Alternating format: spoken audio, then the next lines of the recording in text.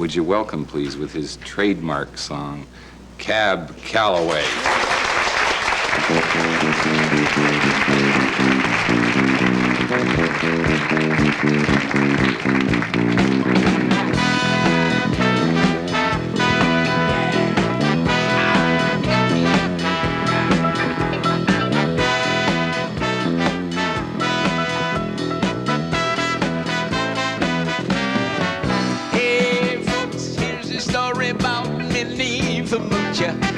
She was a low-down hoochie-coochie. She was the roughest and the toughest frail, but Minnie had a heart as big as a whale. Heidi, Heidi, Heidi, ho, come on. Heidi, Heidi, Heidi, hey.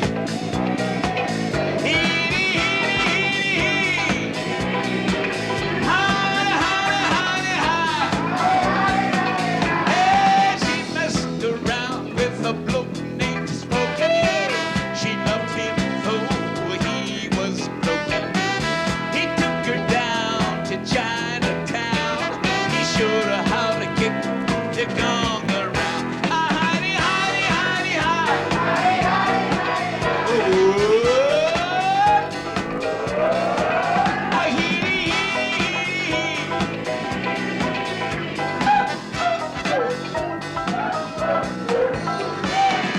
He had a dream about the king of Sweden.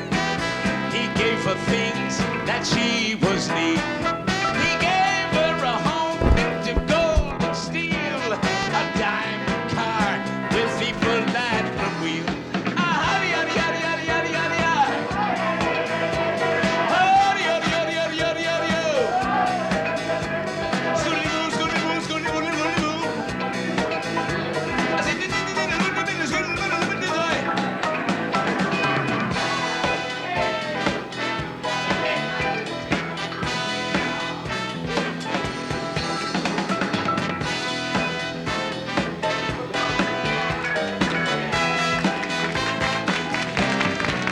now he gave her his townhouse, he's racing horses. Each meal she ate was a dozen courses. She had $1 million worth of nickels and dimes. She sat around and counted them all 1,000,000 times. Heidi, Heidi, Heidi, Heidi. Hey,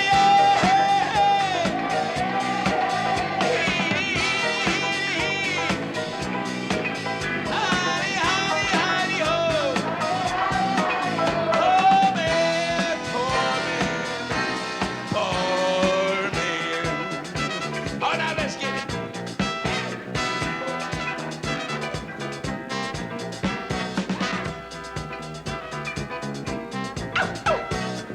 Cool it. Easy.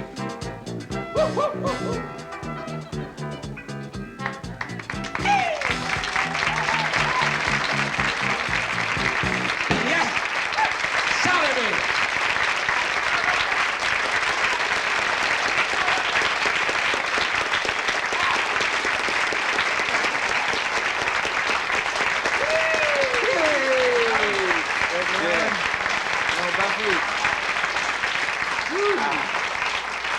Ah, I kissed the Indian head.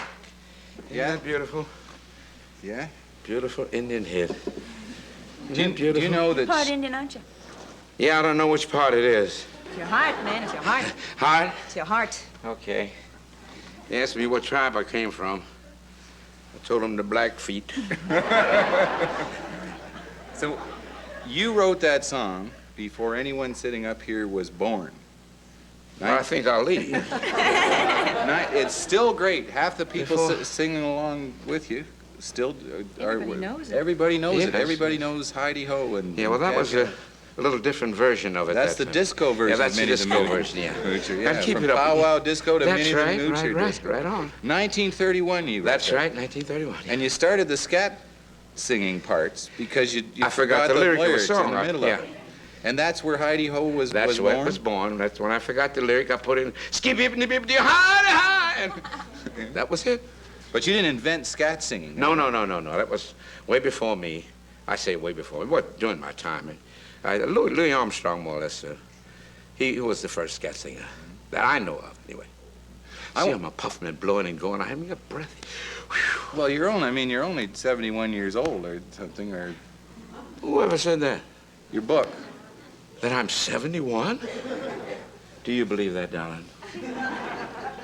I don't think it makes a bit of difference. Right on. No, it don't make any difference, because you can't tell the difference after dark anyway. Right on? Okay. So I was reading your book again this afternoon. You did? Of Minnie the Moocher. You're the one that bought the copy. That's Oh, right. I see. That's right. No, actually, I got a free one from You your did? publisher. Yeah. Oh. Yeah. But I'll give you the royalties, Randy, because it's all those stories about the some good Cotton stories, Club in Harlem. You want to tell some of those stories? Or? Well, if I tell the stories, I mean, I have only sold about 15 books. And if I tell the stories, I mean, I won't sell any books at all. If you Won't tell sell a any couple more. of, if you tell a couple of stories, you're going to tantalize so many people. There'll be a run on that book. Oh, no way. That will make I don't know. We can turn into a bestseller overnight. No way. Come on, tell me a story, No, Ken. tell your story. Yeah. Okay. Talk I'm about sorry. opening night at the Plantation Club in Harlem. Oh, yeah. 1930. Well, see, I was out on the road in a show at that time. It was Connie's Hot Chocolates. I was out there on the road, and they brought me back to take a band, to take over a band from the Savoy Ballroom. And I quit the show, came on back, got the band, and they were going to open this beautiful club there in Harlem on 126th Street. And it was going to be one of the most elaborate clubs. It was going to make the Cotton Club look like nothing. It was opposition to the Cotton Yes, Club, it and the was Cotton yeah, Club was yeah, the pinnacle yeah, of that's everything right. in Harlem. So I went in, I came in and we rehearsed the show.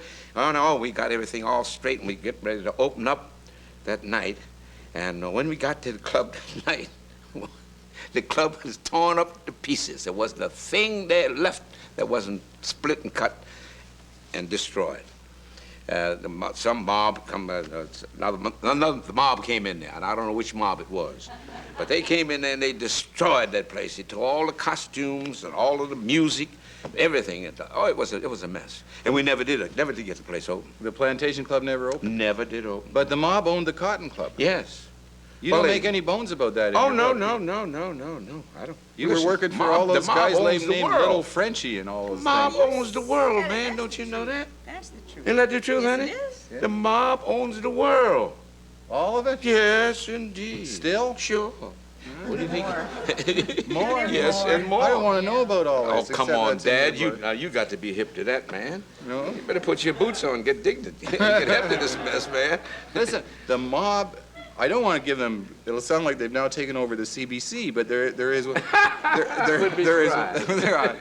As a matter of fact, maybe we'll have a parliamentary committee on it. But there is one passage in your book, one adventure that makes the mob look good. It's when they fire your longtime manager, Mo Gale. Yeah. Well, they came in and took the contract away from him. I mean, it's out you go. They You- didn't do it by saying we want 25%. No. They just said you out. With the silk suits. Yes, and he was out. Because he was nearly out before that because I nearly outed him myself. No, but it was they, the mob, Yeah. who finally let you know that you had been ripped off by this non-mob. No, I found out I was ripped off by that manager. Yeah. I found that out. Yeah, But I knew that. didn't they tell you that? There's a scene when you're Yeah. being hired for the Cotton, or after you've been hired for the Cotton Club, saying, by the way, we're increasing your rate to the band's rate, and you didn't know how much the manager had been. No, that was another incident. That happened over in the theater in Philadelphia, the Pearl Theater. That's when that happened. But with the Cotton Club people, when they came to a club that I was working at down on Broadway, called the Crazy Cat Club, they came in there and saw me there and told me to be at the Cotton Club the next day. I went to Cotton Club, and I said, for what? He said, we want to talk to you. Want you take over for Duke Ellington. And so I said, well, you have to see my manager, man. I don't know. I don't know what it's all about. He said, well, your manager, no manager, said, you be there tomorrow at 2 o'clock. Can match it? And I said, well, I mean, the guys must know how. So I was there at 2 o'clock. Yeah. And then we went through a whole thing there about coming in there and replacing Ellington. And of course, the manager, well, he was there, and they didn't pay any attention to him. But they just told him that they were going to have the band was going to come in, and that's how that happened.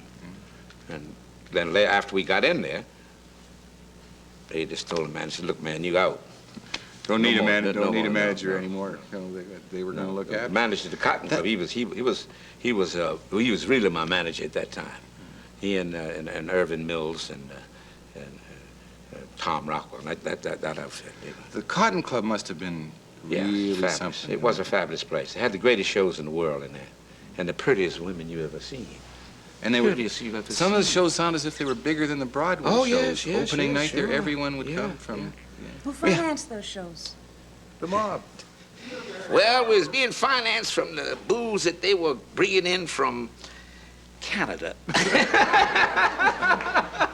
Shipping it down the river and bringing it in Harlem, right at 142nd Street in Harlem.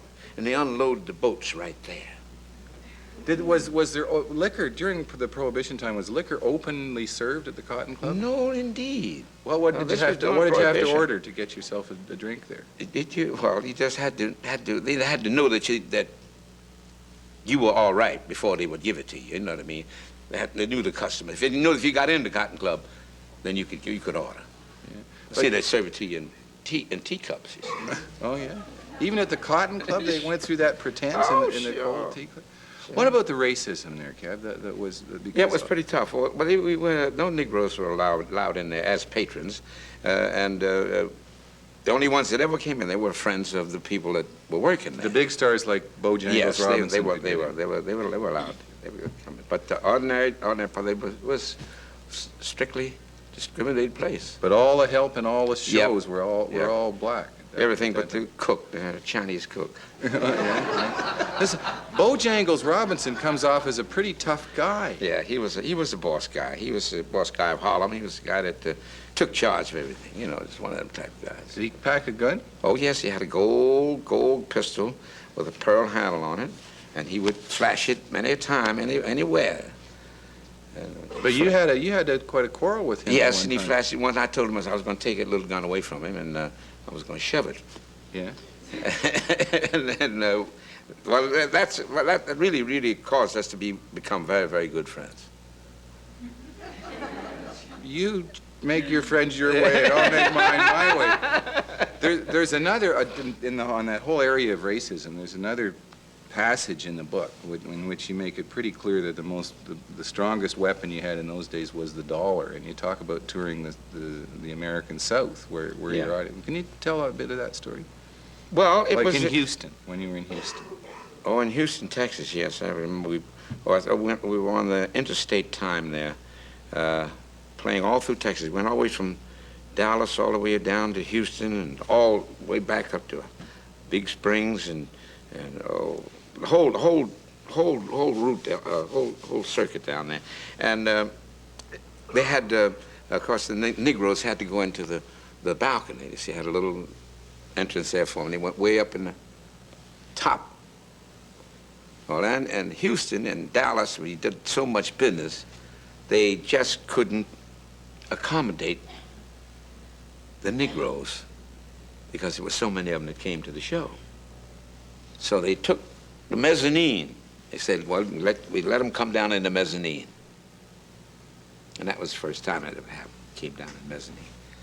But it was fabulous business, and these people, they just ate up the show. It was beautiful. But that's what you said. One should just, when it became a matter of a buck, then the racism went up. Yes, and when you went to Europe, when you took your bands to England or to continental Europe, you were mobbed over there the way the rock stars of the 70s are mobbed now. Oh, yeah. Well, I remember in London when I played for the Duke. Was it Duke? Was it Duke? Duke? Not Duke Ellington, no. What do they call him? Huh? Duke of Windsor. Yeah.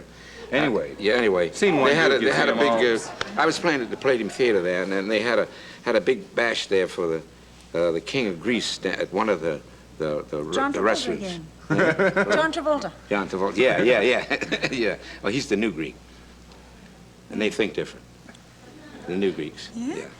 Check that out. And they had this, gave this big affair at this beautiful restaurant right down in Piccadilly Circus there. And the restaurant was called the Monsignor, I think, Monsignor. And they had this huge people, all the royalty, everybody was there. And we went down there to give a performance, see, because we were playing at the Palladium Theater, and after the theater, we went down to give them a show at this club. And after the show, we started to play dance music, and then they wouldn't let us. They came up and stopped us. Said that you only can play for the show, but you can't play dance music. He said because you didn't get permission from Parliament to. Yeah. That's true. And they stopped us, and they wouldn't let us play. Well, you've had some time. Listen, I want to record. If you're interested in those days, or just in popular music, or just in a whole bunch of great stories and great lore, get yourself a copy of Minnie the Moocher and Me by Cab Calloway. I'm going to take a quick commercial break and come back and talk to best-selling author in Canada ever. I'll be right back.